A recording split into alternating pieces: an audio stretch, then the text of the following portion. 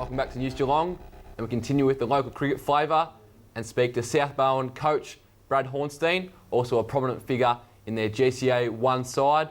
They will chase 300 against East Belmont tomorrow. Hornstein speaks about chasing that figure and the upcoming carnivals, where he'll most likely represent Vic Country and the Geelong Country Week team once again. Chasing 300 this week against East Belmont, always a tough task against a close rival. Yeah, definitely. I mean, they've been a good side for a while, and we're finding it hard to beat them. There seems to be a bit of a bogey side for us, so 300 is going to be a tricky chase, but we certainly think we've got the batting line up to get those runs. Just a bit on last week, how difficult was it bowling against them and letting them get to 300? That's pretty disappointing. Yeah, it's definitely disappointing. I mean, they had a couple of good bats out also, so to their credit, they batted extremely well. Chris Banbury and Chopper batted really well, and obviously O'Neill coming in there and hit the ball hard on the short boundaries made it difficult. But, we sort of bowled fairly well all day. It was just there was nothing in the wicket all day, and they used their time and waited till the last probably 30 overs and then pounced.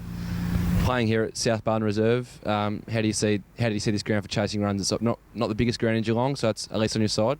Yeah, it's not the biggest ground, but still, you still got to bat well to make the runs. I mean, you've got to set out a bit of a challenge at the start of the day to not lose too many wickets early, and probably break it up into a couple of 40 over type days. And with wickets in hand at the end, you can actually score pretty quickly here. So that'll be our focus. Put on a monster of runs against St Joey's last game. How much does that help for the confidence for the team to know you can put on the runs? Oh yeah, look, we've made a couple of good scores this year. I mean, and Joey's didn't really do too many wrong, but they're bowling to an informed Clinton Peak, so there's a huge difference between bowling to Clinton Peak and maybe the next best bat in the side. So, it's a big check for us. If someone else has got to start to make some runs rather than relying on Clinton all the time. Just on Clinton, how massive is he for this club, and also with the star-studded lineup like Eamon Vines and Joel Davies, just to chuck in there with him? Yeah, definitely. I mean, Clinton's been obviously a South Bowen boy and spent a long time down at Geelong and a few state games. He's a super player, and he's come back to the club really well. He's fit in well, and he's certainly giving a lot of knowledge to the young blokes. But yeah, like you said, Joel Davies and Eamon Vines are certainly good players as well. So they've only just around the corner for a big one for them as well. And the Vic Country campaign, you've been the captain of that side for a couple of years now. How are you looking forward to heading towards that campaign in the summer? Yeah, definitely. I mean, it sort of indicated at the start of the year they wanted to maybe break away from it, but now when the cricket season's around again, I'm certainly keen on playing again. There's a good squad actually involved this year. There's about 48 players to choose from and a couple of practice games in Seymour in a few weeks' time, so we sort of learn our fate then. But whatever the selectors decides, the right thing, they might choose a younger side, I'm not sure, but I'm certainly got my hand up to play. And the Geelong Country team, Geelong Country Week team, going ahead with that again and hoping to go back to back?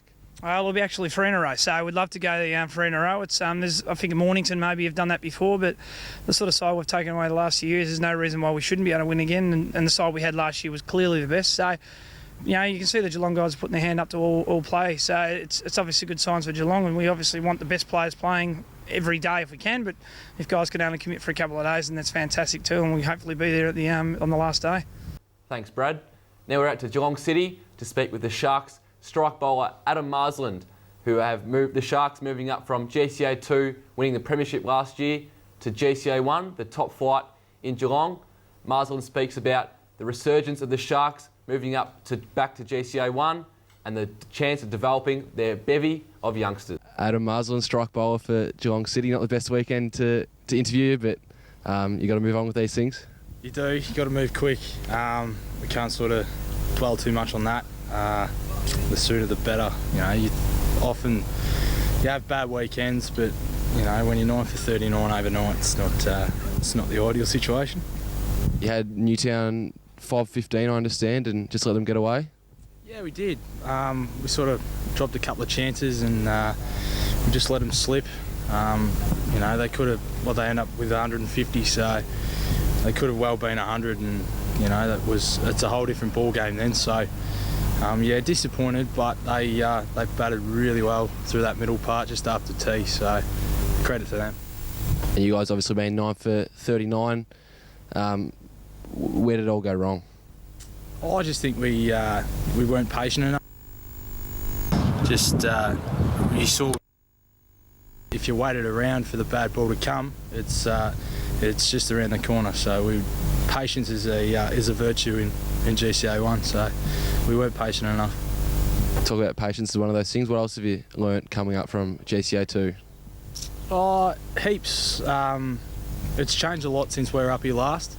That was about 3 years ago. So there's only probably Pitsy, myself, and Ken Ag that have played GCA 1. So it's a big step up for the younger fellas in the side. So, but you know, it's going to take some getting used to. So.